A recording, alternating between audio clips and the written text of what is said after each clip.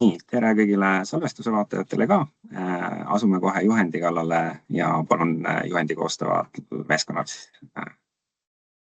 alustada. Ja aitäh, Aivar, aitäh, Erik. Jagan kohe ekraani, panen oma slaidid ette ja saamegi pihta hakata. Nii. Vist äkki nüüd tuli teile ette. Tere tulemast siis ka nii kenasti öeldud Titaanide meeskonna poolt. Mina olen Maari Helilaid. Viimased 5-6 aastat erasektoris konsultatsiooni valdkonnas töötanud, peamiselt tegelenudki avaliku sektori klientidega ja nõustanud siis selliste strateegiate, juhtimiskonsultatsioonide, äri, IT-analüüside teemal. Ja mina olin siis see, kes aitas seda gruppi siin natuke koos hoida ja tööle suunata. Minuga koos siis olid Siim, Kristo ja Kati ja ma annan võib-olla korra siis kordamööda teile sõna, et saate ka öelda tere ja võib-olla ette ennast korra tutvustada. Siim, võtame sinu esimesena äkki. Hei, mina Siim, paljusid siit juba tunneme. Oli au 10 aastat digiriigi teemasid vedada Eesti riigis ja nüüd annan nõu teistele riikidele valdavalt digiriigi vallas. Kristo? Ja tervist, Kristo Vaher siin, paljud mind tunnevad sarnaselt nagu ka Siim, siis töötasin siis Siimuga koos 5 aastat riigitehnoloogia juhina. Ja väga meeldisid need sõnad, mis kahjuks linti teile ei läinud siin, aga loodetavasti räägitakse teile nendest sõnadest, mis enne seda ettekannet siis tutvustati ka laiemalt kuskil lõunalaudades või kohvinurkades. Et ma enda poolt lihtsalt ütlen paar asja siia veel nagu juurde, et mulle väga meeldis, et oli võimalus sellises projektis nagu osaleda. Ja kuna siin mainiti ka, et äkki tuleb tagasi arendusprojektide määrus, siis ma annan ka tasuta nõu sellele asjale, sest mu süda osaliselt on ka seal. Aga jah, väga äge minu poolt ja väga tore on teid uuesti näha. Ja Kati. Tere kõigile, et mina olen Kati Jakobson-Lott, vandeadvokaat, et ka siis avaliku sektori taustaga spetsialiseerunud Euroopa Liidu õigusele, Eesti õigusele ja siis ka viimasel ajal maadelnud siin innovatsioonihangete intellektuaalomandi teemadega, et oli tõeliselt põnev väljakutse siis olla selles meeskonnas ja aidata selle juhendi koostamisele kaasa, et nagu siis ka eespool sai sissejuhatuses öeldud, et ka meie lähenemine oli siis proaktiivne, et mõtlesime, kuidas saaks ja mis need peamised takistused on, kuidas neid maandada. Et tänan selle võimaluse eest, et tõesti inspireeriv ja kihvt kogemus on olnud. Aitäh!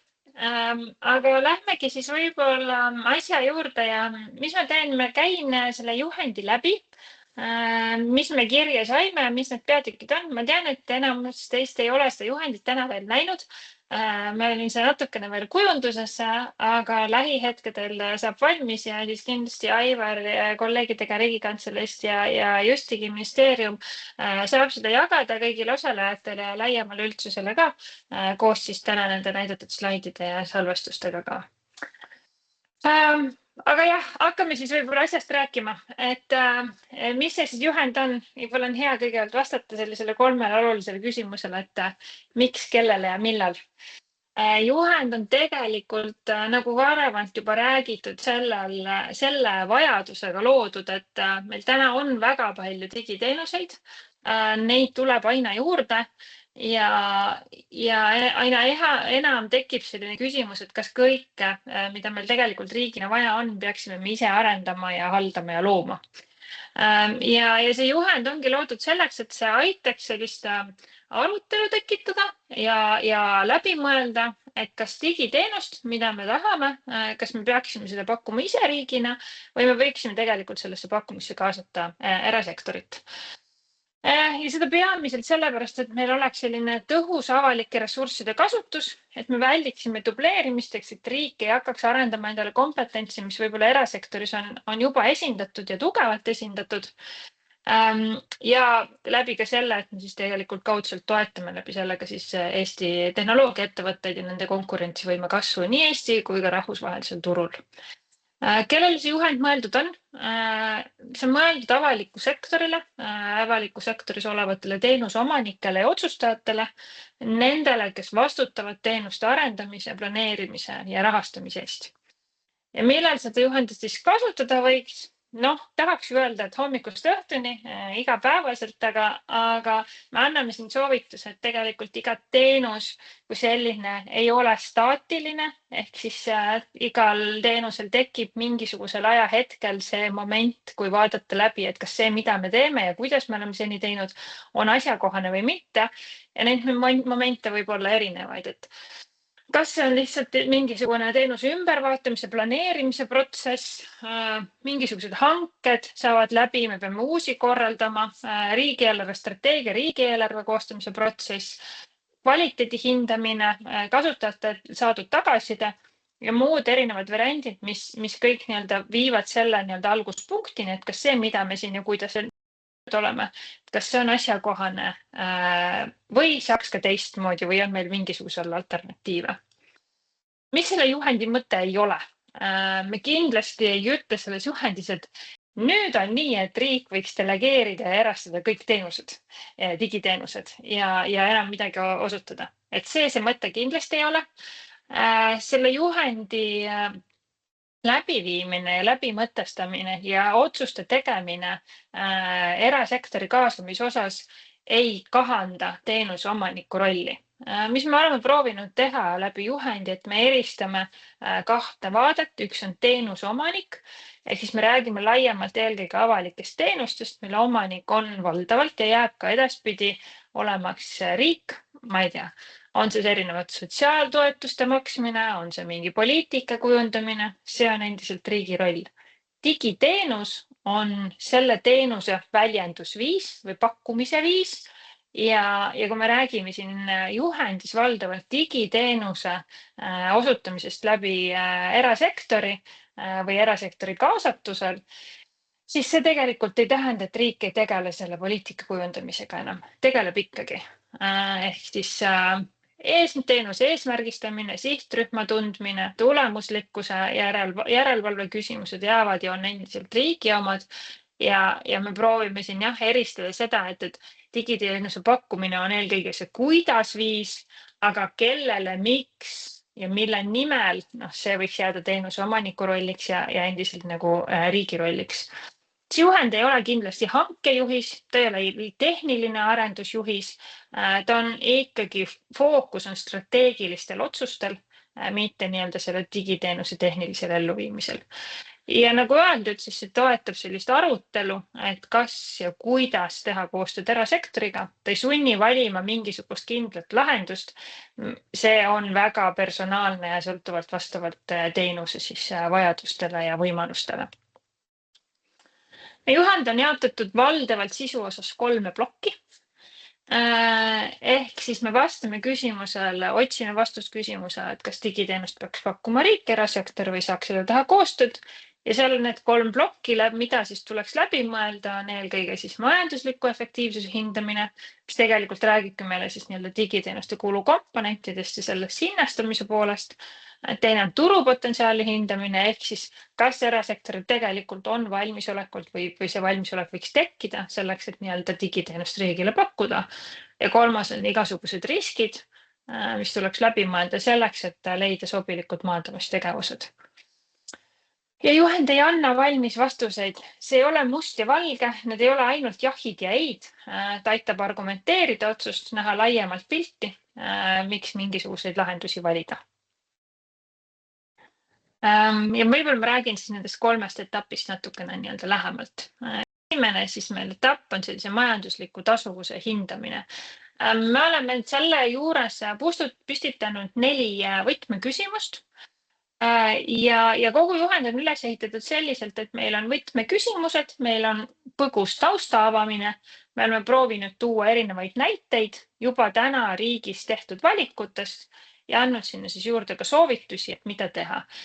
Ja majandusliku tasuvuse juures siis alustame tegelikult sellest, et kas digiteenus kui selline on üldse vajalik või siis on tegelikult teenuse pakkumine või siis selle teenuse osutamine endiselt odavam läbi manuaalse tegevuse ja siinkohal siin eelkõige ma arvan, et kõik me valdavalt oleme kuulnud sellist natuke müütilisse staatusesse läinud juba näidet olümpiavõitjate maksusoodustuse süsteemi arendusest, kus nii-öelda neid teenuse saajaid on väga vähe, vist viimase andmete järgi äkki 15 inimest, kes meil täna võiks seda nii-öelda saada ja selgelt nii-öelda arendusprotsess ja arenduse tegemine oli selgelt kallim kui siis käsitsi sellise maksusoodustuse haldamine ja arvestuste tegemine. Kiired soovitused siin kindlasti, et tuleks tegelikult aru saada, mida su teenus, milline see täna on see teenuse osutamise protsess on, milline on see kulu, milline on tegevuste korduvus ja sealt baasilt saab siis anda esmast hinnat, et põhjust on digitaliseerida teenuseid, mis on kas nagu väga mahukad, neil on tohutult palju kliente, seal on protsess on suhteliselt standardiseeritud ja pidev kordus, mida siis läbi automatiseerimise on võimalik nii-öelda optimeerida ja efektiivsemaks tõmmata. Teine küsimus siis majandusliku aktiivsuse hindamise juures on siis, kas tegelikult teistes haldusasutustes või alades või asutustes on samasugust või sarnast digiteenust juba kasutusel olemas. Siin näitena nii-öelda tänaseks väga hästi toimiva tara autentimisteenus, mis oli teatud perioodil olukord, kus erinevad asutused arendasid enda e-teenustele juurde oma autentimislahendusi. Tänaseks on kõik tsentraalse keskse tarateenuse kasutusele võtnud ja eraldiseisvalt nii-öelda selliseid funktsionaalsusi ei lahendata. Aga siin võib küll tuua näiteks erinevatest menetluskeskkondadest ja kuigi võib-olla need valdkonnad, kus need menetlused toimuvad, on erinevad, siis menetlus oma protsessilt võib tegelikult olla üsna sarnane ja seetõttu võib-olla mõnes teises asutuses olev menetlustoiminguteks mõeldud tarkvara on tegelikult teise asutusse ka nii-öelda sobilik.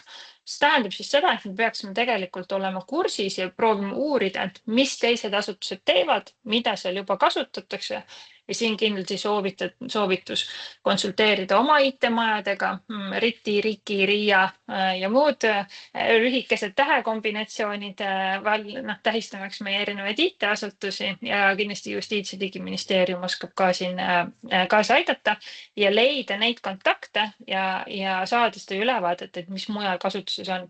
See ei pruugi esmapärvel liiga lihtne olla, sest nagu öeldud, neid digiteenuseid või nende komponente on riigis juba tuhandeid ja on loomulik, et kõigega kõik ametnikud kursis olla ei saa, aga siin sellised kesksed asutused saavad kindlasti abiks olla. Kolmandaks küsimuseks ikkagi arusaamine seda, kas digiteenust ise on pakkuda odavam, kui see oleks võib-olla 3 või 5 aasta perspektiivis sisse osta teenusena erasektorist. Siin võib sellise näite nende kulude ja nende kulude arvestamise osas tuua ühest perioodist, kus meil päris palju erinevaid arendusi ja ka analüüse rahastati läbi Euroopa Liidu struktuurivahendite, kus tegelikult muidugi nende tegevuste eelarvestamisel keskenduti peamiselt arendusfaasile, mis muidugi tähendas seda, et me unustasime ära hilisemad hoolduskulud ja riigieelarve sattus olukorda, kus äkitselt püsikulu lisandus iga-aastaselt väga palju, millega tegelikult esialgsetel perioodidel arvestatud ei olnud. Ja mis me siin soovitada siis saamegi ja oleme toonud loetelu tegelikult erinevat digiteenuste arendustsükli kuludest, mis tegelikult kehtivad ühtemoodi nii avalikule sektorile kui erasektorile. Erisus võib siin olla see, et tänased digiteenused ei ole selliselt eelarvestatud, kui me toome siia näiteks juurde ka teenuse juhtimise kulud, hanke läbiviimise kulud, kuni selleni, et näiteks mingisuguseid andmeid hoitakse kuskil serveris, mis on hangitud võib-olla 5 aastat tagasi, aga nii-öelda seda serveri kulu selle teenuse peale tegelikult täna ei eelarvestata. Ja siit ka võib-olla siis selline üks müüt, et tihti tundub võib-olla, et erasektori kulu on nagu suurem kui meil riigisiseselt. Pigem võib-olla on probleem selles, et me riigis ei oska ja ei eelarvesta seda kulu teenuse kohta, samamoodi nagu erasektor teeb. Aga jah, me oleme välja toonud kulukomponendid. Kindlasti tasub ja tuleb ka aktiivset koostööd teha oma IT-majadega, RIK-iga, selleks, et aru saada, mis on võib-olla orienteeruvad nii-öelda erasektori kulud selle digiteenuse puhul. Ja siis saab ka võrrelda seda, et kas siis nii-öelda digiteenuse pidamine in-house on sellises perspektiivis odavam või siis nii-öelda kallim versus seda, et mis siis erasektor suudab pakkuda. Võib-olla veel üks märkus, et kindlasti ei tasu kinni jääda sellistesse ühte kulukomponenti, vaid me räägime tervikuna digiteenuse tervikkulust ja siis teatava aasta perspektiivist, mida siis nii-öelda adekvaatselt hinnata. Ja 4. küsimusena siin majandusliku efekti tasuvuse juures, et kas tegelikult sellele digiteenusele Eesti riigi. Eliis Tarkvaras siin tõi juba Aivar näite, tõesti väga hästi illustreerib seda olukorda, kus jah, meil on Eestis väga hunnik alushariduse asutusi ehk siis lasteaedasid, aga tänaseks teenus on ja digiteenust pakutakse väga mitmes riigis ka üle maailma, mis tähendab seda, et sellel on rohkem kliente, mis tähendab seda, et seal tegelikult nii-öelda see teenuse kvaliteet, kasutajaskond muutub ka nii-öelda Eesti riigi jaoks odavamaks. Ja siin on võib-olla ka see, et päris paljud need teenused või digiteenused ei ole niivõrd unikaalsed. Ehk siis see, kui meie tegeleme, ma ei tea, näiteks Eliis seesama näide, see on lasteaiaasutuse vanemate vaheline nii-öelda suhtluskeskkond, e-päevikud, muud sellised asjad, oma olemuselt sellised universaalsed funktsionaalsused, mis võivad olla ka mujal riikides kasutuses ja seetõttu sellel digiteenusel tegelikult on kohe potentsiaalselt rohkem klientuuri peale Eesti riigi. Et seda siis läbi hinnata, kirjeldada, uurida, mis teistes asutustes pakutakse. Kindlasti rääkige oma kolleegidega välisriikides, kellega siin on valdaval osal ju ametnikest head suhted ja kokkupuutud. Küsige, kas nendel on juba mingisugused sarnased arendusi kasutused selleks, et oleks võimalik neid kasutusele võtta ka Eestis. Teine peatükk, turupotentsiaali hindamine. Selle mõte on siis see, et isegi kui me nüüd oleme tuvastanud, et jah, teoreetiliselt võiks olla majanduslikult efektiivne ja tulus ja kasulik kaasata erasektori või osta teenuse üldse sisse, siis me peaksime tegelikult aru saama seda, et kas see erasektoril on võimekus, potentsiaal meile sellist digiteenust pakkuda. Ja siin tegelikult hakkame pihta sellest, et kas juba sarnane digiteenus juba on olemas. Jällegi näitena, näiteks riik ei ole arendanud oma maksesüsteeme, et puhtalt kogu riigi nii-öelda rahad, ülekandmine, kõik see tugineb Eesti tänasele finantssektori teenustele, seal on pangad, erinevad makseväramad, neid tuleb tegelikult aina juurde. Kuna selles sektoris on kindlasti see kompetents on tugevam, kui riigil võiks olla ja ometi nii-öelda elukriitilise tähtsa teenusena, see ei ole kuidagi nii-öelda riigi oma. Ja siin siis jah, et kuidas me saame teada, et kas tegelikult sarnaseid digiteenuseid juba on olemas. Lihtne guugeldamine aitab alati, räägi sõbraga aitab alati, startup on meil päris palju, tuleks vaadata nende nimekirju, IT-portfooliosid, küsige demosid, laske ettevõtted tutvustavad teile ja võib-olla meelest tuleb jah silmas pidada seda, et võib olla alati selliseid pisinüansse, milles meie digiteenus mida me tahaksime riigis teha, on võib-olla natukene erinev sellest, mis on nii-öelda karbitootena või siis nii-öelda lahendus on riigis juba pakutaval erasektori poolt. Ja siin tuleb ikkagi meeles pidada, et ka ise kohanemine on äärmiselt vajalik. Ehk siis vähese erisusega nõuded tegelikult ei pruugi nõuda eraldi arendust ja me peame olema valmis ise kohanema, võtmaks olemasolevaid lahendusi kasutusele. Kindlasti kehtib see ka järgmise küsimuse puhul, ehk siis millised rahvusvahelised lahendused on tegelikult võimalik Eesti konteksti kohandada. Siin on väga palju näiteid alates, ma ei tea, Moodle'i õppekeskkonnast, mis siia slaidile pandud on. Me kõik kasutame Microsofti tooteid ja nii edasi, nii edasi. Meil ei pruugi see kõik meeldida, milline see nii-öelda see toode on. Seal on võib-olla nüansse, mis meid kohati närvi ajab mustaks ja ei tööta täpselt nii, nagu me tahaksime. Kuid nii-öelda valdav osa sellest funktsionaalsus on tegelikult olemas, on kohandatav, me saame ise endale selle tööriistad enda jaoks tööle panna. Ehk siis otsige neid lahendusi, mis on kas avatud lähtekoodiga litsenseeritavad, mida saab Eesti riigis kasutusele võtta. Jällegi, mida kasutavad kolleegid teistest riikidest? Võime tuua paralleeli, et tõenäoliselt, ma ei tea, haridusministeerium Lätis on suhteliselt sarnane oma nii-öelda nagu teenuse poolest, valdavalt teenuste paketi poolest, mida võib-olla pakub haridusministeerium Eestis ja seetõttu sealt nii-öelda uurida, et mis on nendel see, mis nende tööd hõlbustab. Aga jah, siiski, iga arendusega tuleb natukene ise kohandada ja oma protsesse muuta, mis ei pruugi ilmtingimata olla halb asi.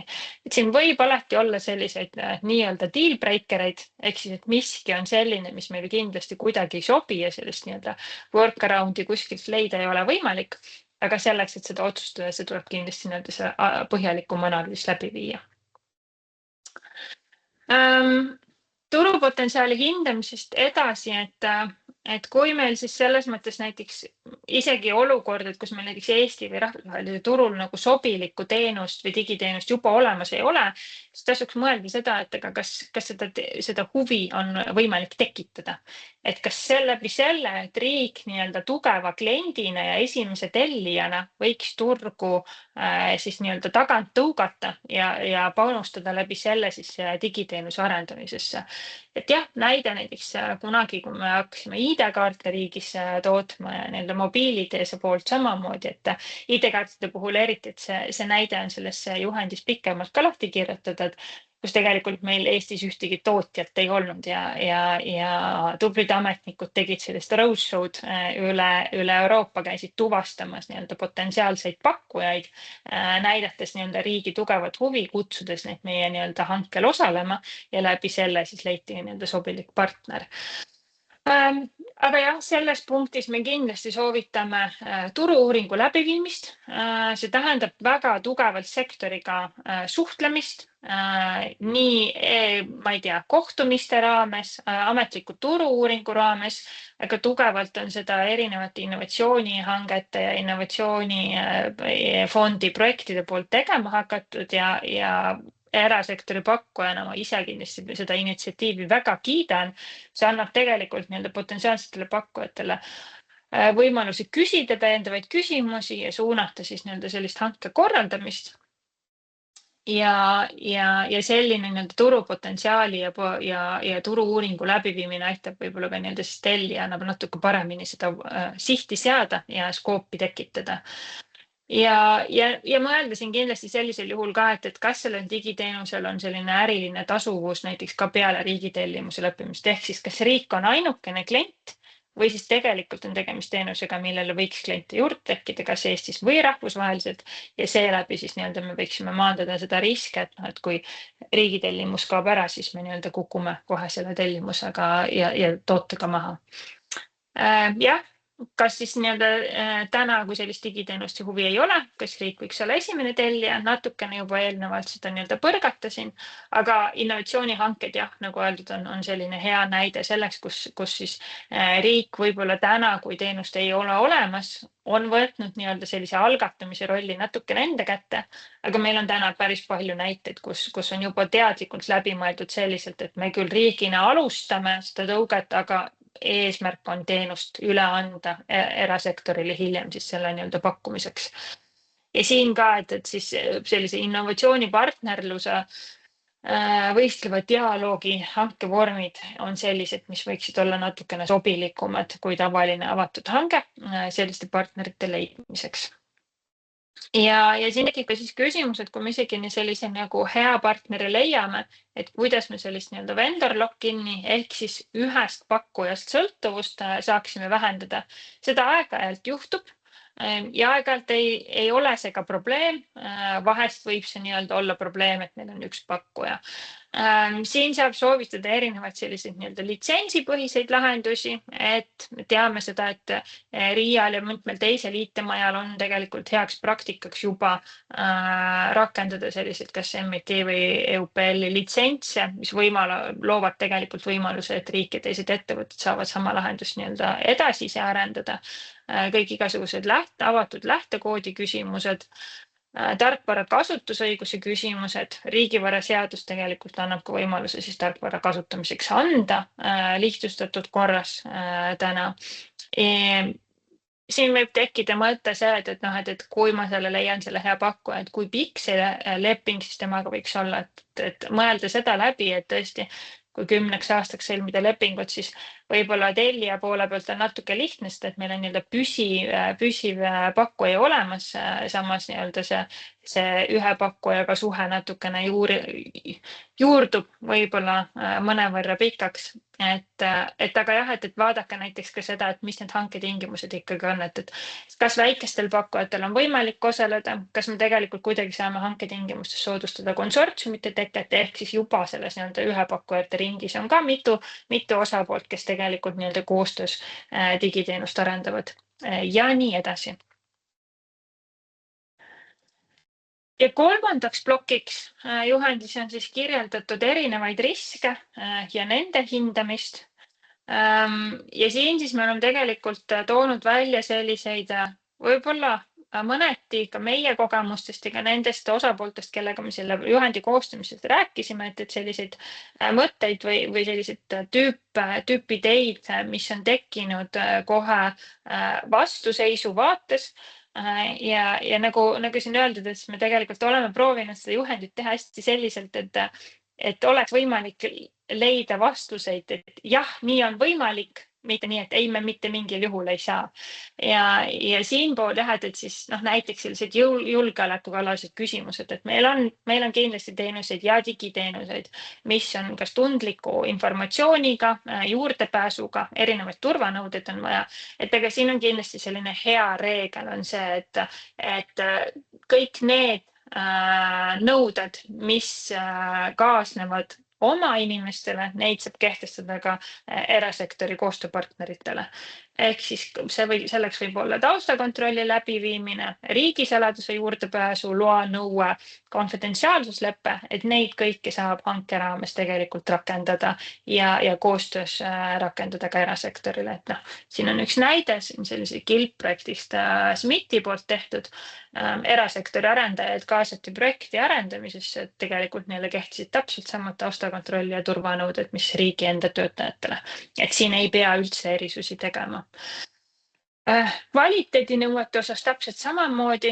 Need kvaliteedinõudeid saab tegelikult määrata kas hankes või siis teenuse osutamise lepingus. On need siis service level agreement'id, erinevad ligipääsetavuse teemad, teenuse kättesaadavuse teema. Need juba tegelikult saab sisse panna hankedokumentidesse ja endale alati näha ette ka järelevalve võimalus. Kas selleks on siis nii-öelda erinevad regulatsioonid, asutuse nii-öelda üldisest, kas põhimäärustest või dokumentidest või siis konkreetse nii-öelda hanke või siis teenuslepingu sees juba ette nähtud näiteks järelevalve võimalus selleks, et te tellijana saaksite veenduda, et see teenus vastab teie ette nähtud nii-öelda kvaliteedinõuetele.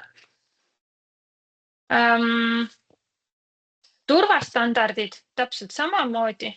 Erinevad iskenõudeid, eristaatused, muud sellised asjad võivad näiteks ka tähendada seda, et näiteks seda teenuse pakkumist või teatud osa sellest saab teha, nõuab mingisugust füüsilist isoleeritud, mingisuguste turvatsoonide olemasolu, muud sellist asju.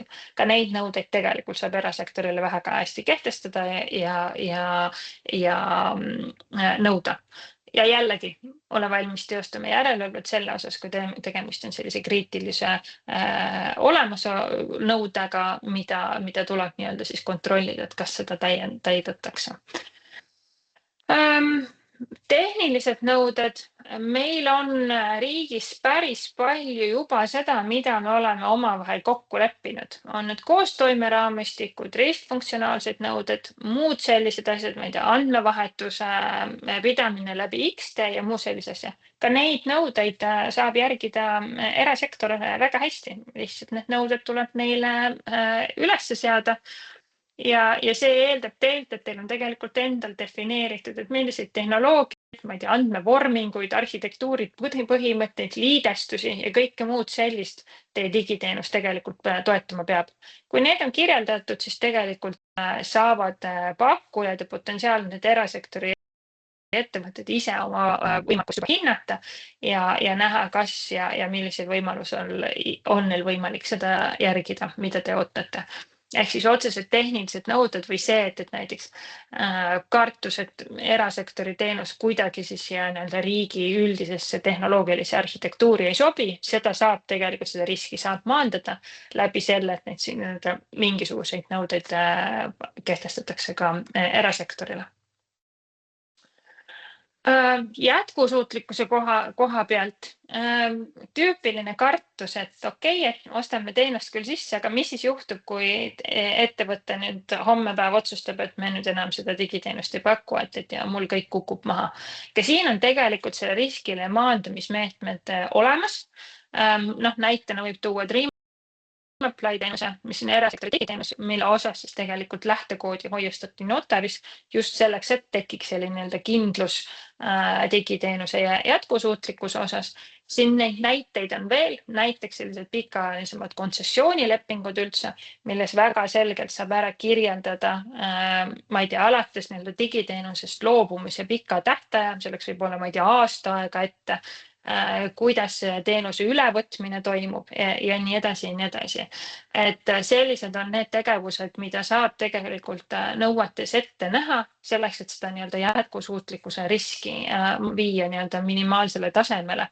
Erandeid võib alati juhtuda, aga siin tuleb meelde tuletada ja ka endale otsa vaadata, et ka riigiteenused on need, mis võivad maha kukkuda. Ka seal võib olla tolled errorid, ka seal võib olla selline küsimus, et kas me suudame igal ajal pakkuda.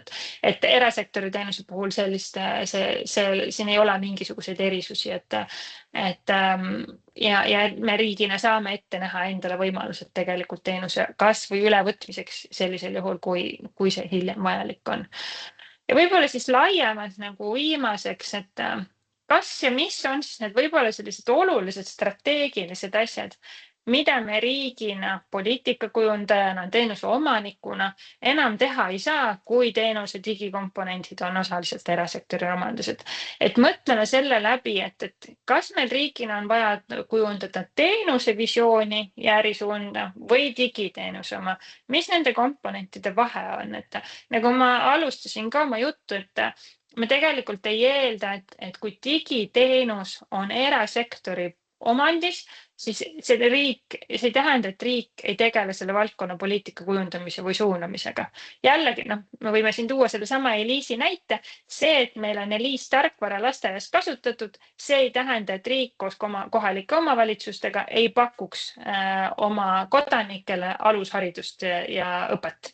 Et need kaks asja omavahel nii selgelt seotud ei ole, ehk siis soovitame kindlasti läbi mõelda, et mis on need piirangud, mis teie hinnangul teile tekivad, kui te enam ei ole digiteenuse omanikud ja see digiteenus on erasektori poolt sisse hinnatavad. Selleks tuleks läbi viia selline põhjalikum riskide hindamine. Enda kogemusest ja meeskonna kogemusest ma ütlen, et valdaval osale riskile on võimalik leida väga häid maandamistegevusi. Mõelge need läbi, arutage oma meeskonnaga, määrake endale vastutajad, määrake tähtaeg, tehke seda riskide hindamist ka regulaarselt. Et tegelikult need probleemid või need murekohad on valdavalt ette nähtavad ja nendele võib olla selline contingency plan või siis kriisiplaan ja muud sellised asjad taha tehtavad, et selleks, et neid riski maandada. Lisaks sellele 3 teemade plokile, milleks olid siis majanduslikud tasuvuse hindamine, riskide hindamine, sinna vahepeale siis turupotentsiaali hindamine, on juhendis ka 4 sellist lisa. oleme pannud sisse 3 näidet riigi ja erasektori koostööst erinevate teenuse või ka digiteenuse pakkumisel, kus me natukene oleme kajastanud seda protsessi võlu, aga ka valu ja õppekohti lühidalt. Siis me oleme teinud sellise võib-olla natuke provotseeriva pealkirjaga müüdid ja tegelikkus. Ehk siis sinna me sellised pannud juurde sellised võib-olla tüüpküsimused, mida ka meilt selles protsessis on küsitud, et aga mis siis kui või aga meil on ju selline olukord. Ehk siis lühikesed küsimused lühikeste vastustega, mis võib-olla suunavad jällegi valdavalt seda riskile maandamistegevust otsimast. Oleme lühidalt avanud riigi tuumikfunktsiooni küsimust ja jällegi võib-olla tekkinud sellisest nagu jälle praktilisest vajadusest, et mis see riigi tuumikfunktsioon on ja kas ja kui palju üldse riigi tuumikfunktsioonide puhul me erasektoriga koostööst räägime. Tuumikfunktsioonist me siis räägime asjadest, mis on nagu põhiseadusega ja ette nähtud, et on riigi tegevused, mida kuidagi nagu delegeerida ei saa, ma ei tea, kohtupidamine näiteks ja muud sellised asjad. See jällegi samas ei tähenda seda, et me ei saa selle tuumikfunktsiooni osutamise sellistesse tugitegevustesse kaasada erasektorit, et jah, ma ei tea, kohtuste infosüsteemi saab ka arendada erasektori poolt näiteks, et see ei tähenda seda, et me nüüd kohtupidamise oleme andnud erasektori kätesse, et siin jällegi teha vahet sellel teenusel ja poliitika valdkonnal versus digiteenusel. Ja neljandaks siis võib-olla selline hästi lühikene tööleht juhendi kasutamise ettevalmistamiseks. Ehk siis me kujutame ette, et kui näiteks teie poliitikakujundajana või siis ka oma meeskonnana tahate siis oma teenust läbi mõelda selle juhendi valguses, siis selleks, et viia neid osapooli ühele lehele arusaamale, on siis selline lühikene ettevalmistusjuhend. See on siis paar küsimust alates, et kui palju teil näiteks täna teenusel kasutajaid on, kas te teate, mis see tänane kulu on, mis on võib-olla olulised riskid, mis selle teenuse eesmärk on selleks, et võib-olla väiksemas osa arutelu ringis inimesi viia ühele lehele ennem, kui me põhjalikumat arutelut siis tegema hakkame. Nii, monoloog hetkel siin lõppes. Vaatan, ma olen täitsa kenasti õiges graafikus ka. Mis me edasi teeme, et Aivar räägib mõne sõnaga siis võib-olla veel sellistest praktilistest asjadest, et mis sellest juhendist edasi saab. Ja siis ma vaatan, et siin chatis on ka sellised aktiivsed sõnavõtte ja siis oleme peale seda valmis teie küsimusteks ja mõteteks ja ka tagasisideks, et siis korraks arutada. Just, ja aitäh Mari ja kogu meeskonnale selle tehtud töö eest, et me oleme tõesti selle teema käsitlemisel teinud põhjalikku koostööd Justiga, Rahandusministeeriumiga ja imelikum lahendada sellises võtmes probleemi, et me oleme väga tublid olnud e-riigi ehitamine on Eestis nagu tõesti maailma tasemel olnud, eks ole. Ja riigi e-riigi tuumikfunktsioonid on ja peavad jääma riigi kontrolli all, aga kui me oleme siin Rahandusministeeriumi Justiits- ja Digiministeeriumiga koostööd teinud ja meie ühine ja Riigikantselei roll on püüda vaadata tervikut ja eestlaslikult muretseda tuleviku pärast kogu aeg. Ja me näeme, et me oleme nagu sellisel mitte jätkusuutlikul trajektooril praegu ja peaksime liikuma omamoodi nagu uude faasi, kus elu tagab nagu senisest enam selline oskuslik koostöö erasektoriga ja seda me siit selle juhendiga siis püüdsime teha. Ja ma arvan, et ma läheksin korraks, kõigepealt ma panen siia chati, see on nii värske, et ma samal ajal, kui ma Maarit kuulasin, siis ma sisestasin veel viimaseid infokilde siia, aga juhendmaterjal on leitav siis selle lingi all, mis ma just chati panin ja lisame siia ka selle veebiseminari salvestuse ja kõikidele loomulikult registreerinutele saadame ka selle info järgi. Mida ma nüüd korra teeksin, ma jagaksin uuesti ekraani ja näitaksin ka siis seda ja võtke seda nii nagu kõike, mida te tehisintellektiga üldse teete, eks ole. et siin on vaja väga kriitiline olla selle informatsiooniga, aga me lõime siis ja panime lihtsalt selle juhendmaterjali tooriku ehk siis selle toorfaili siia sisse koos nende erinevate näidetega, millele Mari just viitas ka ja on siis võimalik nende samade juhendmaterjalidega suhelda. Me ehitasime selle niimoodi üles, et ta automaatselt internetist igasugust informatsiooni siia ei poogiks, ta lähtuks põhiliselt sellest samast juhendmaterjalist ja ma tooksin näite, et sellest kategooriast, et practice what you preach, ehk siis Riigikantseleil on endal üks projekt, kus me tekstiotsingut püüame ühesõnaga ka keelemudelite põhjal ja erinevate avaandmete vektoriseerimisega üritame teha riigi käes oleva informatsiooni hästi leitavaks. Üle 200 000 dokumendi on prototüübis juba sees ja meie püüame järgmise hankega, järgmise koostööga erasektoriga, et me arendame selle süsteemi nii kaugele, et me tahame head kasutajakogemust ja me näeme, et seda suudab paindlikult pakkuda kõige rohkem erasektor. Ühesõnaga see süsteem, mis meil on, ma võtsin selle lingi, kus meil on kirjeldus sellest samast süsteemist. Ma testisin seda korraks enne, ta andis täitsa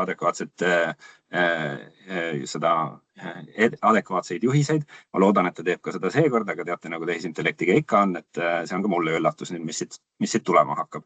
Aga küsimus, mida ma talle esitan, panen talle lingi juurde ja küsin siis, kuidas võiksin juhiste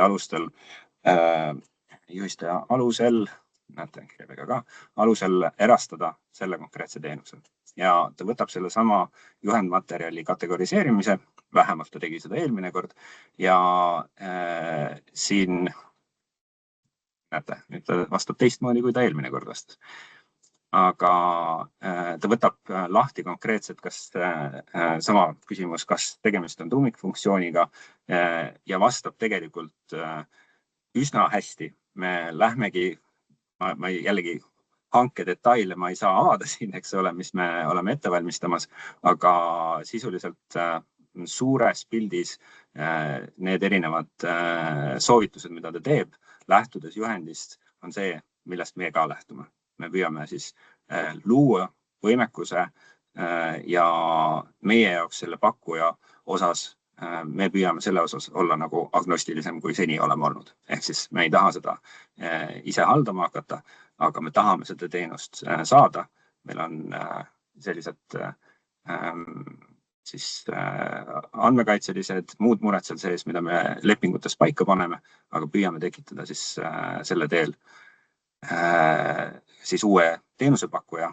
Nii et siin tõesti toob väga hästi välja väga pindmise informatsiooni pealt erinevaid võimalusi, kuidas seda oleks võimalik teha, sest nagu me kõik teame, kurat on detailides selliste asjade puhul ja väga tähtis on osata mitte ainult vastata kas, vaid ka tegelikult kuidas.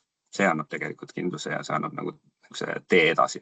Ja ma loodan, et see juhendmaterjal üldisemalt ka seda võimaldab. Nii et seal on selle samale ChatGPT custom mudelile on link samal Riigikantselei veebilehel, saad selle lahti teha. Kahjuks tõesti oleneb sellest, kas teil on GPT litsents või mitte praegu. Selle osas kahjuks oleme piiratud praegu. See oli parim variant, mida me nii kiiresti tegelikult viimase mõttena veel siia juurde lisasime. Aga minu poolt olekski kõik, et me oleme isegi 3 minutit ees sellest, mis me planeerisime ja kus me planeerisime olla. Ja hea meelega võtaks küsimusi, muresid, komplimente ja kõike muud vastu.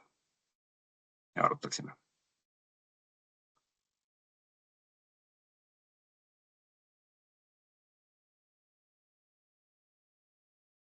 Ma võin alustada Preedik haridusministeeriumist, et ma olen Aivarile seda niimoodi omavahel ka vihjanud, aga minu arust on see üliäge võimalus tegelikult, et kui me praegu põhimõtteliselt tuvastame äriprobleeme ja samal ajal on käimas tehisintellekti revolutsioon, mis justkui otsib neid äriprobleeme ja vaatab, et mida võiks nagu AI agentidega turule tuua, siis kui need 2 pusletüki kokku panna, siis kindlasti minu arust võib tekkida mingeid väga huvitavaid lahendusi, mis on eksporditavad ja mille peale varem ei ole võib-olla isegi tuldud.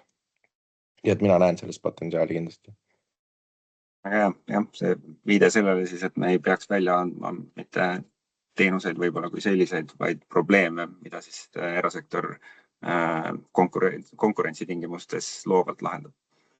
Sest praegu jah, väike lisakommentaar, et praegu inimesed mõtlevad niipidi tihti, et okei, et AI revolutsioon käib, et mida ma nüüd siis teen. Aga siin on nagu teistpidi, et siin on hunnik äriprobleeme ja me lihtsalt saame vaadata seda sama metoodikaga, et kuidas siis AI lahendusi luuakse, et kas siin on potentsiaal ja siis kuidagi eraturule need laiali jaotada põhimõtteliselt. Just. Aitäh, Veedik. Kas kellelgi veel?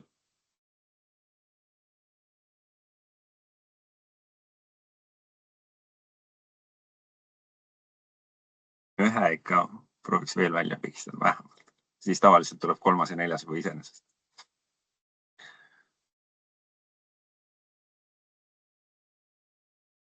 Võib-olla seni, kas...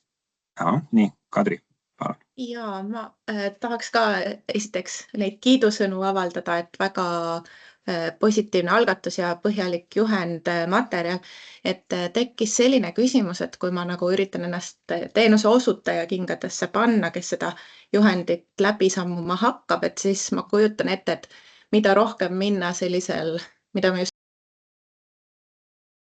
äriprobleemi andmise suunas ja vähem nagu sellise juba olemasoleva teenuse suunas, et siis ma kujutan ette, et tekib hästi palju igasuguseid praktilisi küsimusi, et kas on nagu mingeid mõtteid, et kuhu nende küsimustega nagu pöörduda, kas lisaks sellele GPT nõunikule, et kuidas seda nagu seda poolt on mõeldud?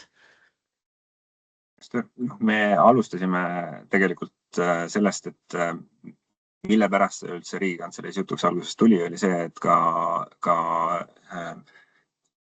meile siis avaliku sektori innovatsioonifondi tulid väga paljud erinevad ettepanekute lahendustega juba välja mõeldud asjadega, niisuguste innovatsiooniprojektidega, sellised asjad, mida me ise vaatasime peale, et no tõesti, riik ei peaks sellega tegelema, aga meil ei olnud mitte kuskilt kinni haarata ja öelda, et siin on see piir, millega peaks tegelema, millega ei peaks tegelema.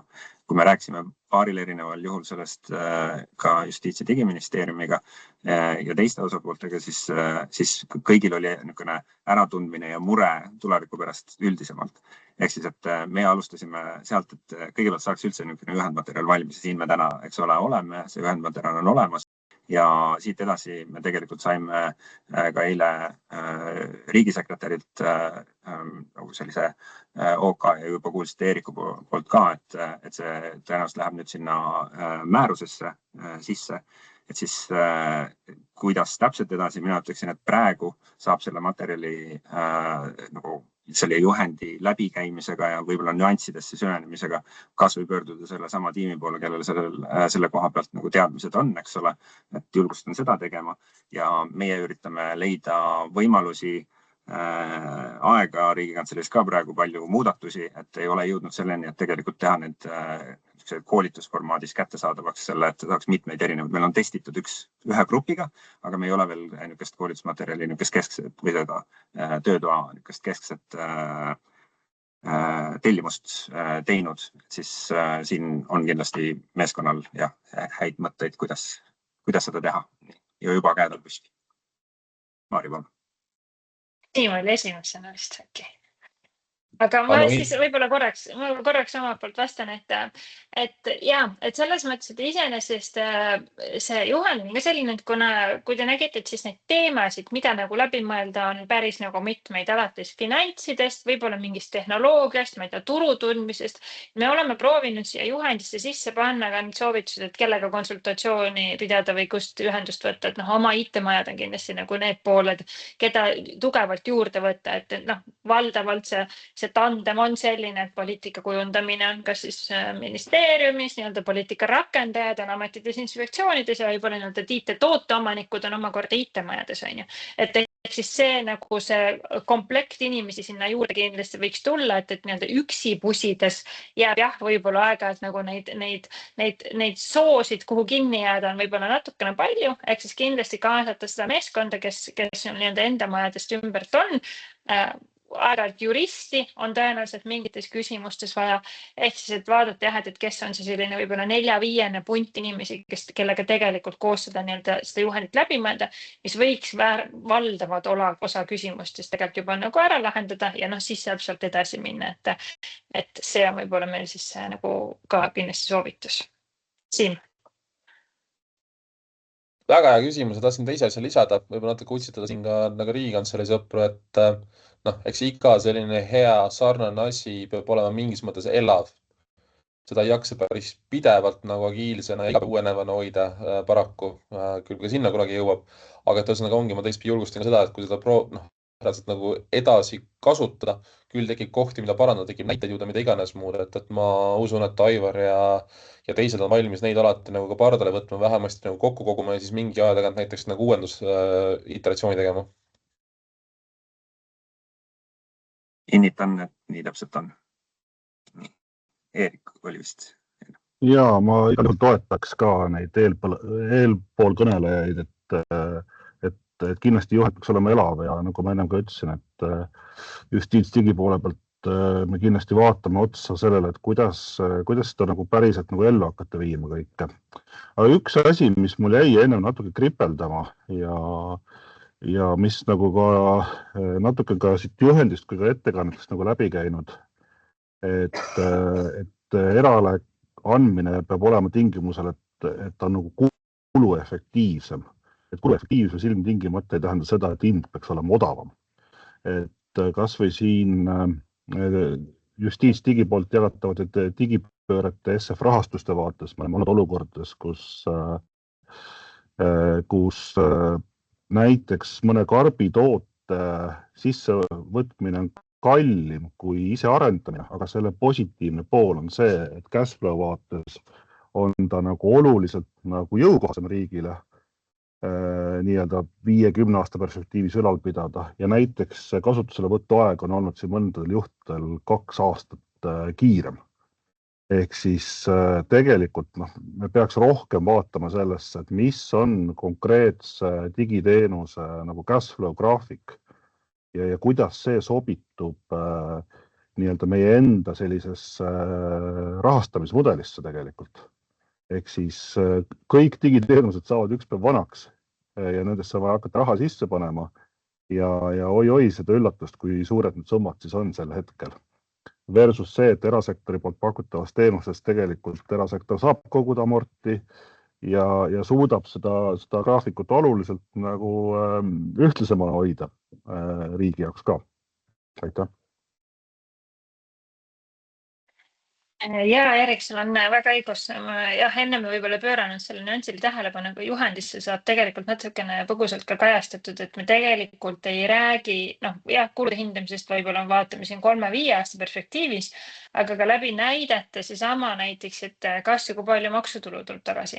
Näiteks me käsitleme, kus sama ID-kaardi mobiilide näidet selles, et kui me toome turul täiesti uue teenuse, innovaatilise teenuse, siis tegelikult riigil ei pruugi olla alginvesteeringu raha, mis tegelikult on olemas jällegi omakorda avaliku sektoril ja seetõttu see rahastusmudel riigi jaoks on selles mõttes sobilikum, et me riskime vähem, aga mõnes mõttes, aga me anname erasektorile selle kindluse, et me oleme pikaajaline klient riigina ja tema saab tegelikult teenitud oma investeeringu raha läbi siis nagu võib-olla mõne aasta pikkuse tellimus.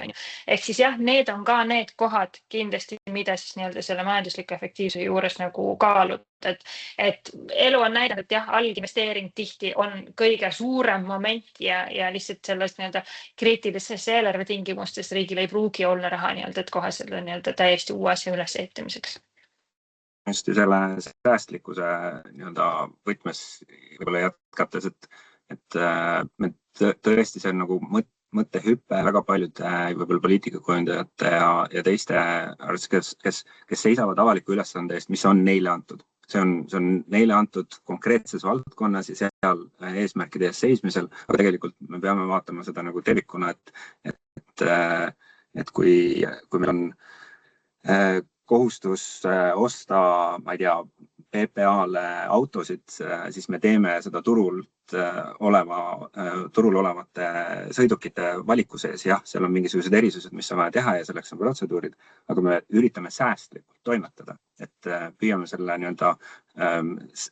arvestada seda kõige laiemas toimetamises, et me ei pea seisma selle eest, et ma ei tea, riigi digiteenuste ettevõtete nagu ekspordikäibemaksul, see ei ole eesmärk. Eesmärk on säästlikult käituda ja näha selle nagu seda puude taga, seda metsa, eks ole, et vaadata, et riik on tervik ja riik teeb kulutused ja vaadata selle säästlikkuse nurga alt just sellisest perspektiivist, mis on keeruline, aga see peab olema tehtav just sellise uue ajast uue lähenemisega. Nii, kas kellelgi on veel küsimusi, murekohti?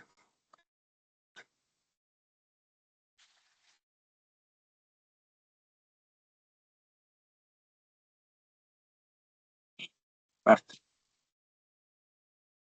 Tšau, ma mõtlen, et ikkagi tahan kommenteerida seda säästlikkuse teemat. Et mina olen Märt kaasasutajatest ja olen olnud au siis pakkuda riiklikku välistudengite vastusüsteemi Eesti riigile aastast 2011. Ja see koostöö on igati positiivselt toiminud kõikide osapoolte jaoks. Eesti riik oli meil teine klient, et esimene oli SSRIA ülikool. Et tänaseks me oleme jõudnud olukorda, kus meie eksport on 98,7% umbes on meil eksporditulu ettevõttel. Ja me maksame maksudena riigile üle 20 korra rohkem aastas makse, kui riik maksab meile teenusest. Ehk siis siin ei ole küsimus ainult säästlikkuses, vaid küsimus on selles, et kui nagu hästi teha seda koostööd erasektoriga, siis see võib olla väga mõjuv tuluallikas. Samas Mari väga ilusti tõi selle juba välja oma esitluses, aga ma ikkagi loodan, et me näeme sadu, kui mitte tuhandeid selliseid niši ettevõtteid Eestis, kes globaalselt pakuvad oma teenuseid. Dreamfly on täna 40 riigis ja teenindame enam kui 300 ülikooli. Siin riiklike süsteemi pakume ka lisaks veel Rootsis ja Ungaris. Väike hõige, et entusiasmi juurde anda inimestele. Aitäh, Märt. Siin on teenusepakkuja poolt ka natukene vaade. Kas kellelgi veel on? Me hakkame otsi kokku tõmbama. Ja, tervist. Eerik, olen ka CG Eestist, et olen läbi ITL-i selles töörühmas ka osalenud ja selles mõttes natukene kursis. Ma, kui Aivar pasin komplimente ka edastada, et siis ma kindlasti edastaksin neid. Ma arvan, see on väga mõistlik lähenemine. Kindlasti tuleb nagu ratsionaalselt sellele läheneda, mitte et nüüd 1400 teenust hakata kuidagi läbi auditeerima järgmised, ma ei tea, X aastateks. Et seda keegi ilmselt ei oota, ei erasektori ega avalik sektori poolt. Ja seal oli ka välja toodud, millal siis seda rakendada. Et mul endal jäi ka tunne, et seal võib-olla on seda alguses seda nagu ootust võib-olla või see juhend võib natukene ära hirmutada siis sellise teenuse omaniku, et okei, et ma pean nüüd tegema mingi turuanalüüsi ja ma ei tea kõike muud, eks, et tegelikult erasektor on nagu huvitatud ka enda nii-öelda lahendusi pakkuma, kaasa mõtlema, et need praegused innohangete turukonsultatsioonid on nagu väga huvitavad, et räägime probleemist, teeme mitu iteratsiooni, eks ju, et see on väga hea, ma arvan, et kindlasti nagu võib erasektorit ka juba nagu varem kaasata, et loomulikult ei pea ju nagu mingit kohustust sellega võtma, eks ju, et seda kindlasti julgustada. Ja tegelikult eks me mingi hetk peaksime vaatama võib-olla ka teistsugustesse lepingumudelitesse, kui siis nii-öelda ressursi ostmine või siis tulemi ostmine, mida Eestis valdavalt tehakse. Et me võime siin sellist nagu täisteenust võiksime osta eesmärgi pärast tegelikult ka allianslepinguid IT-sse tuua ja nii edasi. Et need on need teemad, millega muudes riikides sealhulgas ka CGI tegeleb, eks ju, meil on väga palju tootearendusi, mis on koos klientidega tekkinud, et see on väga suur turg ja väga suur potentsiaal ka Eesti ettevõtetele, ma arvan. Ma ei näe nagu piiranguid selles osas. Et see, kui palju me metsa välja viime Eestist, on natukene piiratud, aga see palju, kui palju me IT-tooteid siin nii-öelda välja viime, see on vähem piiratud. Jah, üks muidugi kommentaariga silma seal see IT-majad teema, et võib-olla mõned on siin tähele pannud, et mõned IT-ettevõtted natuke kritiseerivad nagu see IT-majade kasvu ja selles osas mul on nagu natukene muidugi nagu natuke naiivne loota või uskuda, et kui mõni nii-öelda äripoole inimene läheb täna, ütleme nii, mõnda IT-majja, ütleme, et mõned IT-majad on erinevad, eks ju, et IT-majja ees küsivad, kuidas seal see nagu kulude struktuur ja kuidas see nagu olla võiks, et siis täna ma saan aru, et kõik ju nii-öelda see nii-öelda inimeste värbamine meeletult ongi ju ajendatud sellest, et justkui jube odav on nagu ise arendada, aga see põhineb praktiliselt ikkagi ju tunnihinna arvutusel ja seda metsa, millest me siin räägime, et seda nagu seal tegelikult ei nähta.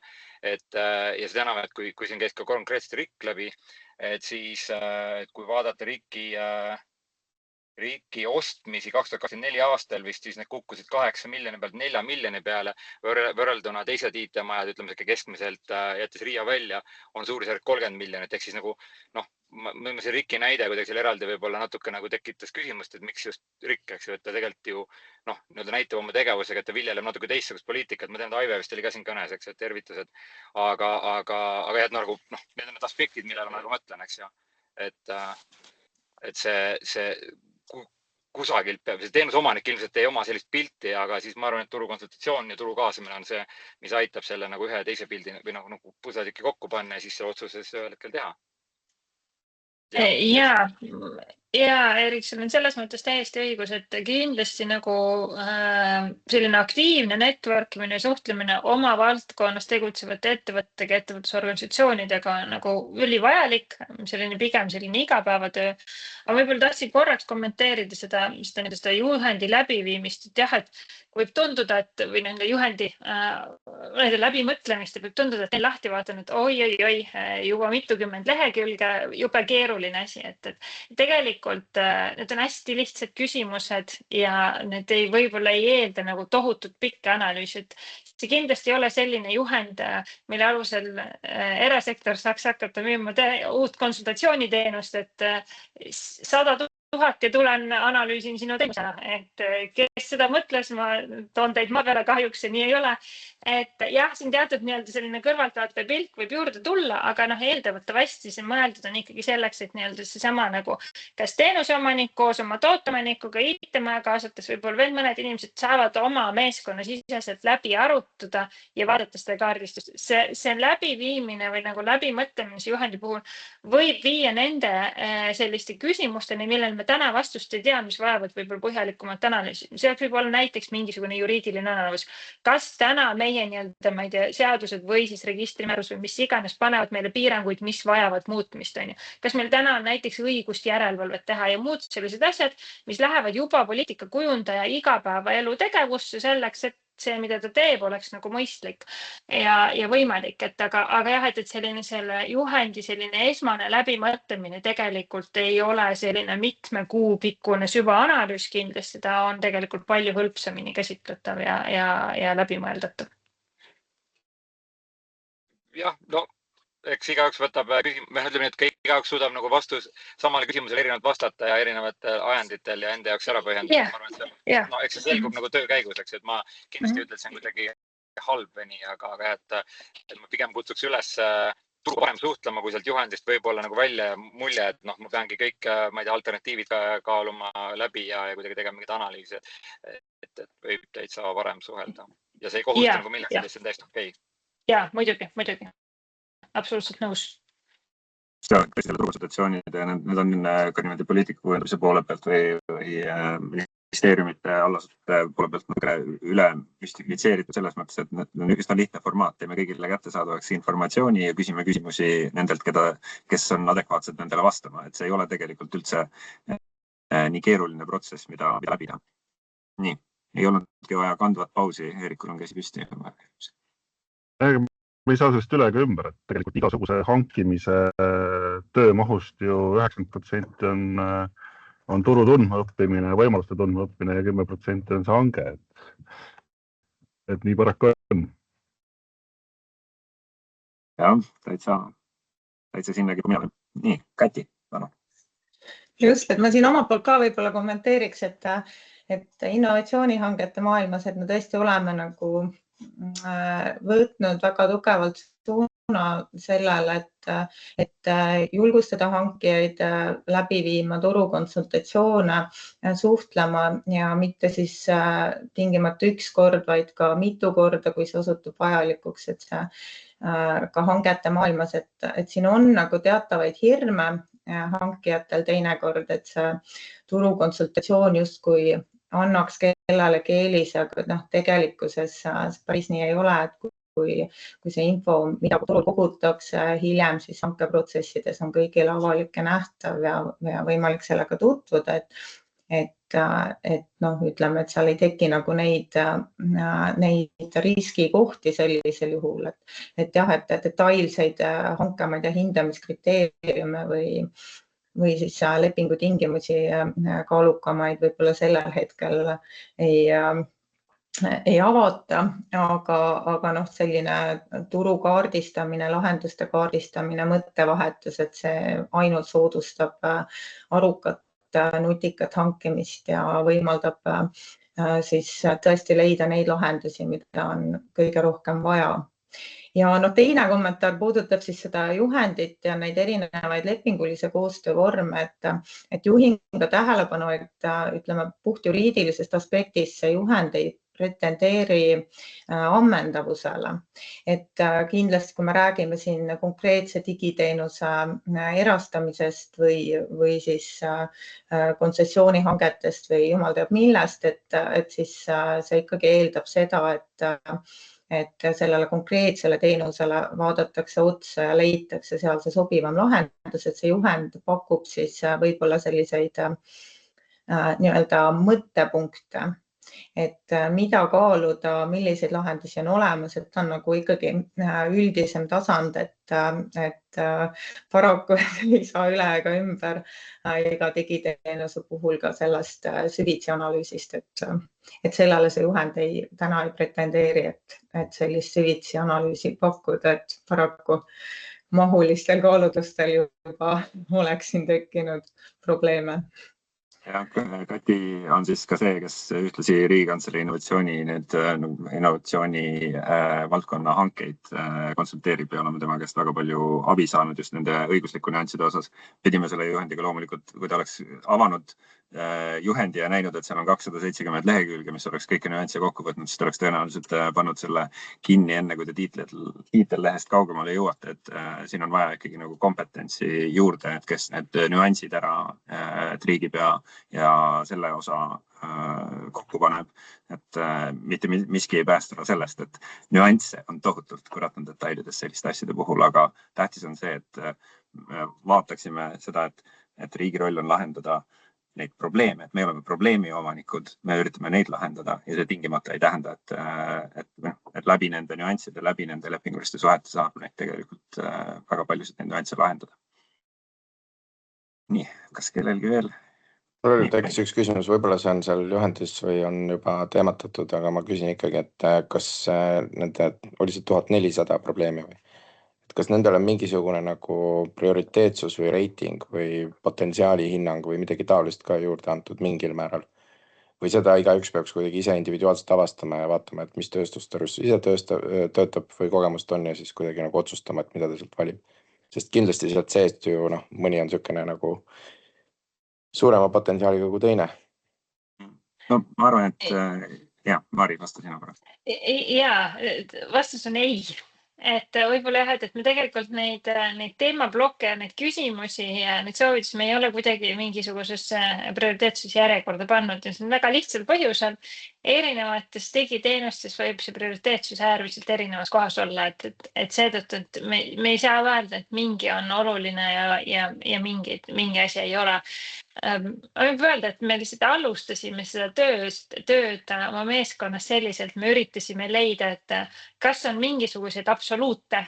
Ja ma mõtlen sellega seda, et kas on mingi küsimus, millele ei vastus välistab edaspidi igasuguse koostöö erasektoriga ja nüüd rohkem kuskile nii-öelda mõtlema ei pea. Ja me tegelikult sellist absoluute ei tuvastanud. Jah, me võime mõneti öelda seda, et sama see riigi tuumikfunktsiooni näide, et tõesti, me täna ei ole sellises võimaluses, et seda sama kohtupidamist või muud sellist asja saab nii-öelda riik ära erastada, et seda mitte, aga jällegi, kui kui me vaatame seda selle juhendiskoopi, siis juhendiskoop on digiteenus, mitte poliitikavaldkond või avalik teenus tervikuna ja digiteenuse komponendis on tegelikult praktiliselt alati võimalik erasektoriga koostööd teha.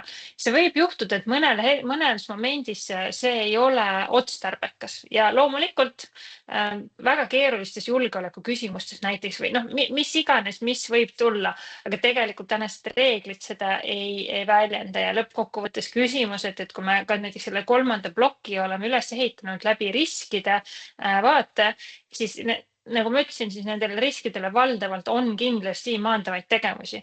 Küsimus on see, et kas see risk maandatakse teie jaoks aktsepteeritavale tasemele. Ja kas te julgete selle riskiga elada ja toimetada, teades see on ja te olete teatavaid ennetavaid tegevusi ka ette valmistanud selleks, et juhul kui risk avaldub, siis me hoiaksime selle mõju nagu aktsepteeritava või minimaalsena või mitte ja lõppkokkuvõttes see on tihtipeale ikkagi selline strateegiline nagu poliitiline otsus, et mida ollakse valmis tegema ja milleks mitte ja selle tõttu, et need teenused ja need nüansid on hästi erinevad, siis me ei ole saanud ka panna sellist tähtsuse järjekorda neid võib-olla küsimusi ja soovitusi. Siim. Preedi küsis natuke teise nurga pealt, et kui nüüd milliste asjade kallale millises järjekorras minna selle juhendiga, nagu sa õigesti aru ja viitas nagu andmekogude arvule ja niimoodi on ju. Ehk et aga siin on vastus see, et vaata Eesti riik heas või halvas on piisavalt detsentraalne selles mõttes, et see on ikkagi nagu teenuse omanike ja selles mõttes võib-olla ministeeriumide või ametite kaupa nagu teenuste portfelli tasandi küsimus, eks. Et ja ka juhend on teenuste omanikele selle poole pealt, et siin ei ole nagu kõrgemat vaadet, mille pealt kui prioriteeted täna seatud on. Võib-olla mingi hetk ka Justigi ja teiste poolt sinna jõutakse. Aga ühesõnaga lühike vastus. See ikkagi see, et millest pihta hakata, mis teenustest on loomulikult asutuste tasandil, portfelli tasandil, teenuste omanike vaates enda teha. Just, et see on väga tähtis. Ma korraks rõhutaksin veel seda, mida Mari ütles, et me ühe esimese asjana, või see tuli mitu korda üles ja lahendasite selle ära, et teenus ja digiteenus, need tuleb nagu selles mõttes eraldi hoida, et kui mõne siin läbi käinud näite võtta, siis sama, et meil avalik-õiguslikud ülikoolid, nende kohustus on, eks ole, tudengeid vastu võtta, aga see ei tähenda, et seda peab tegema tingimata riik, et siin on nagu see digiteenus seisab eraldi sellest teenusest, mida ülikool tegelikult pakub ja toetab seda ja loob seal innovatsiooni, et see on väga tähtis eristus lihtsalt, mida rõhutada. Kas on veel viimane, ma ütleksin, oleme märkamatult jõudnud juba planeeritud aja lõppu. Ma väga kandvat pausi siis seekord ka ei tee ja ütlen aitäh kõigele meeskonnale. Me oleme tõesti siin viimased pool aastat natukene isegi peale selle meeskonnaga selle teema üle mõelnud, seda lahti harutanud ja uuesti kokku pannud, lahti harutanud ja kokku pannud. Ma räägin mina vormis, aga põhiliselt on ikkagi meeskond siin, kes teie ees on sellega tegelenud. Ja suur tänu teile ja ma loodan, et juba varsti saab selle juhendi tulles nagu mõned otsused sünnivad mõned otsused, aga mida meile ka on mitmed osapooled rõhutanud, et see peab saama nagu ükseks kaalutluse komponendiks laiemas protsessis ka. Seda ei saa muud moodi sellele põhimõtteliselt läheneda ja see ei ole mitte midagi muud, kui et me peame arvestama sellega. Raha on ainult nii palju ja füüsikaseadused ja finantsseadused ütlevad, et me peame natuke teistmoodi lähenema sellele kõigele. Nii et aitäh kõigile ja häid otsuseid ja häid probleemide lahendamisi. Ja, aitäh meie meeskonna poolt ka ja jõudu kõikidele. Jõudu. Aitäh. Aitäh, nägemist.